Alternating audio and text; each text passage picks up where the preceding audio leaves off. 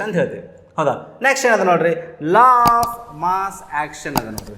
So ಈ law of mass action ಏನದ ಅಂತ ನೋಡಿ, the rate of reaction is directly proportional to molar concentration of reactants at constant temperature.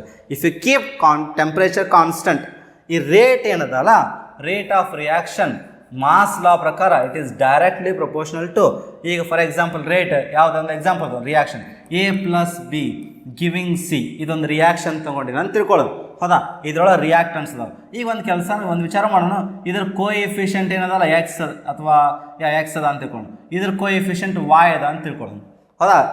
ಯಾವುದು reaction ಒಳಗೆ ಈ example ತೊಗೊಂಡ್ಬಿಟ್ರೆ ನಾವೇನಾಕತಿ N2 + 3H2 giving 2NH3. ಹೌದಾ? ಇಲ್ಲಿ 1 ಅದ, ಇಲ್ಲಿ 2 ಅದ, ಇಲ್ಲಿ 1 ಅದ, ಇಲ್ಲಿ 3 ಅದ. ಹೌದಾ? ಸೊ ಈಗ ನೋಡ್ರಿ, ಈ ಒಂದು ಎಕ್ಸಾಂಪಲ್ ತೊಗೊಂಡು ಅಂತ ತಿಳ್ಕೊರಿ.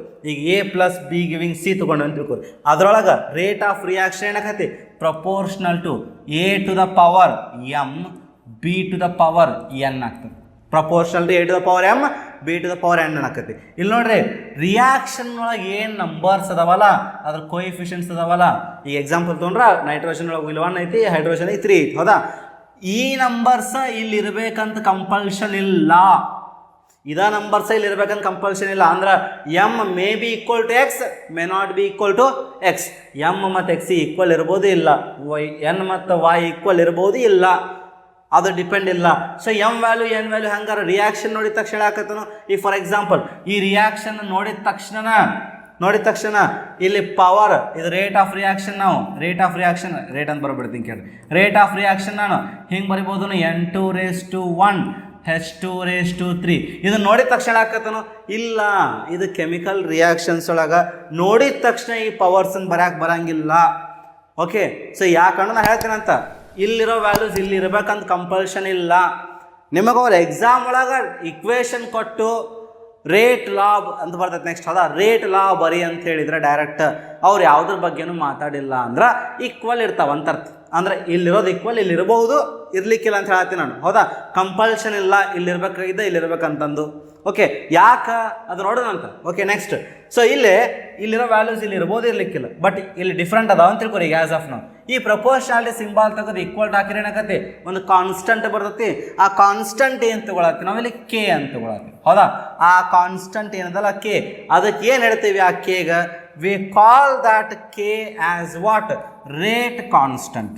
ಇದಕ್ಕೇನು ಹೇಳ್ತೇವೆ, ರೇಟ್ ಕಾನ್ಸ್ಟಂಟ್, ಅಥವಾ we also call it as velocity constant. ಅದಕ್ಕೆ ರೇಟ್ ಕಾನ್ಸ್ಟಂಟ್ ಅಂತೀವಿ ಅಥವಾ ವೆಲಾಸಿಟಿ ಕಾನ್ಸ್ಟಂಟ್ ಅಂತ ಹೇಳ್ತೀವಿ. ಹೌದಾ? ಸೊ ರೇಟ್ ಇಸ್ ಈಕ್ವಲ್ ಏನಾಗತ್ತೆ, rate is equal to K into A⁻m into B⁻n ಆಗತ್ತೆ. ಇಲ್ಲಿ ನೋಡ್ರಿ, rate is given by here what, ಇಲ್ಲೇನದ -dr/dt. ಅಂದ್ರೆ ಇದು ಯಾವ ರೇಟ್ ಆಕತ್ತೆ, ಇದು ಇನ್ಸ್ಟಂಟೇನಿಯಸ್ ರೇಟ್. ಯಾಕೆ ಡಿ ಯೂಸ್ ಮಾಡಕತ್ತಿ ನಾವಿಲ್ಲಿ. ಹೌದಾ? So -dr/dt is equal to K into A⁻m into B⁻n ಆಕತಿ. ಇಲ್ಲಿ ರೇಸ್ ಟು ಎಮ್ ಮತ್ತು ಎನ್ ಏನದಾವಲ್ಲ, ಇವು ಪವರ್ ಏನು, molar concentrations of A and B, powers. ಇವು ಪವರ್ಸ್, ರೈಟ್? ಸೊ ಎಮ್ ಮತ್ತು ಎನ್ನ ಇಲ್ಲಿ ನಾ ಹೇಳಿದ ಪ್ರಕಾರ ಎಕ್ಸ್ ಮತ್ತು ವೈ ಈಕ್ವಲ್ ಇರಬೇಕು ಅಂತಿಲ್ಲ. ಯಾಕೆ, ಏನಾಗ್ತತಿ ಅದನ್ನು, ಅದು ಈಕ್ವಲ್ ಎಕ್ಸ್ ಮತ್ತು ವೈಗೆ ಏನಂತಾರೆ, ಎಮ್ ಮತ್ತಿಗೆ ಏನಂತಾರೆ ಅಂತ ಇಲ್ಲಿ ಅರ್ಥ ಮಾಡ್ಕೊಳ್ಳೋಣ. ಈಗ ಒಂದು ಎಕ್ಸಾಂಪಲ್ ತೊಗೊಳ್ಳೋಣ. ಈಗ for example XA + YB giving you, okay, giving you let us say C ಅದಂತ ತಿಳ್ಕೊಳ್ಳೋದು. ಈಗ ಇದರ ಪ್ರಕಾರ ನಾವು ರೇಟ್ ಏನು ಬರೀಬೋದಪ್ಪ, rate is equal to K into A⁻m B⁻n. ಹೌದಾ? ನಾ ಏನು ಹೇಳಿದೆ ಆವಾಗ, ವಾಟ್ ಐ ಟೋಲ್ಡ್, ಇಲ್ಲಿರೋ ಎಕ್ಸ್ ಮತ್ತು ವೈನ ಇಲ್ಲಿ ಬರ್ಬೇಕಂತಿಲ್ಲ, ಡಿಫ್ರೆಂಟ್ ಇರ್ಬೋದು. ಹೌದಾ? ಅದಕ್ಕೆ ಪ್ರಪೋರ್ಷನಾಲಿಟಿ ಇರ್ಬೇಕಂತಿಲ್ಲ. ಹಂಗಾರೆ ಇದು ಹೆಂಗೆ ಡಿಸೈಡ್ ಮಾಡ್ತಾರ, ಇಟ್ ಹ್ಯಾಸ್ ಬೀನ್ ಡಿಸೈಡೆಡ್ ಎಕ್ಸ್ಪೆರಿಮೆಂಟಲಿ. ನೀವು ಕೆಮಿಕಲ್ ರಿಯಾಕ್ಷನ್ ನೋಡಿ ನೀವು ಫೈಂಡ್ ಮಾಡೋಕ್ಕೆ ಬರೋಂಗಿಲ್ಲ ಈ ಎಮ್ ಮತ್ತು ಎನ್ ವ್ಯಾಲ್ಯೂಸ್. ಅದನ್ನು ಎಕ್ಸ್ಪೆರಿಮೆಂಟಲಿನ ನೀವು ಸಾಲ್ವ್ ಮಾಡಬೇಕು, ಫೈಂಡ್ ಮಾಡ್ಕೋಬೇಕು ಕೆ ಎಮ್ ಮತ್ತು ಎನ್ ವ್ಯಾಲ್ಯೂಸ್. ಓಕೆ, ಹಾಗಿದ್ರೆ ಈ ಎಕ್ಸ್ ಮತ್ತು ವೈ ಅನ್ನೋದವಲ್ಲ, ಎಕ್ಸ್ ಪ್ಲಸ್ ವೈ ಇದೇನದಲ್ಲ, ಇದಕ್ಕೆ ಕೆಮಿಕಲ್ ಇಕ್ವೇಷನ್ಯಾಗ, ಬ್ಯಾಲೆನ್ಸ್ಡ್ ಕೆಮಿಕಲ್ ಇಕ್ವೇಷನ್ಯಾಗ ಏನು ಎಕ್ಸ್ ಎನ್ ವೈ ಅದಾವಲ್ಲ, ಆ ಎಕ್ಸ್ ಪ್ಲಸ್ ವೈಗೆ ಸೇರಿಸಿದ್ರೆ ಏನೈತೆ ಗೊತ್ತಾ, ನಾವು ಮಾಲಿಕ್ಯುಲಾರಿಟಿ ಅಂತ ಹೇಳ್ತೀವಿ. ಎಕ್ಸ್ ಪ್ಲಸ್ ವೈ ಇದು ಮಾಲಿಕ್ಯುಲಾರಿಟಿ. ಇಲ್ಲಿ ಕೂಡ ನೋಡಿ, molecularity is number of molecules colliding in an elementary step. ಅಂದ್ರೆ ಒಂದು ಸ್ಟೆಪ್ ಒಳಗೆ, ಒಂದು ಕೆಮಿಕಲ್ ರಿಯಾಕ್ಷನ್ ಒಂದು ಸ್ಟೆಪ್ ಒಳಗೆ ಇಲ್ಲಿ ನಂಬರ್ ಆಫ್ ಮಾಲಿಕ್ಯೂಲ್ಸ್ ಏನದಾವೆ ಇಲ್ಲಿ X+Y ಅದಾವ. ಹೌದಾ, ಕೆಮಿಕಲ್ ರಿಯಾಕ್ಷನ್ಸ್ ಒಳಗೆ ಇನ್ವಾಲ್ವ್ ಆಗಿರುವಂಥ ನಂಬರ್ ಆಫ್ ರಿಯಾಕ್ಟಂಟ್ ಮಾಲಿಕ್ಯೂಲ್ಸ್ ಅದು ಮಾಲಿಕ್ಯುಲಾರಿಟಿ. ಹೌದಾ, ಮಾಲಿಕ್ಯುಲಾರಿಟಿ ಹೆಂಗೆ ಫೈಂಡ್ ಮಾಡ್ಬೋದು? Chemical reaction balanced chemical equation ಕೊಟ್ಬಿಟ್ಟಿದ್ರೆ ಅದನ್ನ ನೋಡಿ ಬರಿಬೋದು. ಹೌದಾ, ಸೊ ನೆಕ್ಸ್ಟ್ ಇವೇನದಾವಲ್ಲ ಇವು M and N, ಈಗ ಇಲ್ಲದಾವಲ್ಲ M and N, ಈ M+N ಇವೆರಡಕ್ಕೂ ಸೇರಿ together we call it as what? Order of reaction. ಇದಕ್ಕೇನು ಹೇಳ್ತೀವಿ? ಆರ್ಡರ್ ಆಫ್ ರಿಯಾಕ್ಷನ್ ಅಂತ ಹೇಳ್ತೀವಿ. ಈ ಆರ್ಡರ್ ಆಫ್ ರಿಯಾಕ್ಷನ್ ಎಲ್ಲಿ ನೋಡಿ ಬರಿಬೋದು?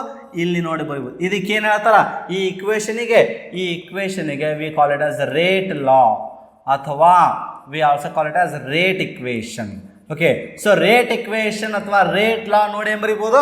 ಆರ್ಡರ್ ಬರಿಬೋದು. ಹೌದಾ, ಮಾಲಿಕ್ಯುಲಾರಿಟಿ ಏನು ನೋಡಿ ಬರಿಬೋದು? ಬ್ಯಾಲೆನ್ಸ್ಡ್ ಕೆಮಿಕಲ್ ಇಕ್ವೇಷನ್ ನೋಡಿ ಏನು ಬರಿಬೋದು? ಮಾಲಿಕ್ಯುಲಾರಿಟಿ ಬರಿಬೋದು. ಹೌದಾ, so ಮಾಲಿಕ್ಯುಲಾರಿಟಿ can be found theoretically, ಅಂದ್ರೆ ಒಂದು ಕೆಮಿಕಲ್ ಇಕ್ವೇಷನ್ ಅನ್ನು ಬ್ಯಾಲೆನ್ಸ್ ಮಾಡಿಬಿಟ್ರೆ ನಮಗೆ ಗೊತ್ತಾಗ್ತದೆ ಏನು? Molecularity. But order can be found only experimentally. ಯಾಕಂದ್ರೆ ರೇಟ್ ಲಾ ಬರೀಬೇಕಂದ್ರೆ ಈ ಪವರ್ಸ್ ನಾನು ಥೆರಾಟಿಕಲಿ ನೋಡಿ ಬರೋಕ್ಕೆ ಬರೋಂಗಿಲ್ಲ, ಅದನ್ನೇನು ಮಾಡಬೇಕು? ಎಕ್ಸ್ಪರಿಮೆಂಟಲಿನ ಡಿಟರ್ಮೈನ್ ಮಾಡಬೇಕು. ಹೌದಾ, ನಿಮಗೊಂದು ಕೆಮಿಕಲ್ ಇಕ್ವೇಷನ್ ಕೊಟ್ಟು ಅದರದ್ದು ರೇಟ್ ಇಕ್ವೇಷನ್ ಬರೀ ಅಂತ ಕೊಟ್ಟಾರ, order with respect to A, order with respect to B ಏನಂತ ಕೊಟ್ಟಿಲ್ಲ ಅಂದ್ರೆ ಈಗ for example order with respect to A is ಹಿಂಗೆಲ್ಲ ಕೊಟ್ಟಿದ್ರೆ ಆ order with respect to A ಮತ್ತು ಬಿ ಏನು ಕೊಟ್ಟಿರ್ತಾರೆ ಅವು ಹಾಕೋರಿ. ಅವು ಕೊಟ್ಟಿಲ್ಲ ಅಂದ್ರೆ ಆವಾಗ ನೀವೇನು ಹಾಕೋಬೋದು? M ಪ್ಲೇಸ್ ಒಳಗೆ X, B N ಪ್ಲೇಸ್ ಒಳಗೆ ಏನು ಹಾಕೋಬೋದು? Y ಹಾಕೋಬೋದು. Okay, so order is determined experimentally, molecularity is determined theoretically.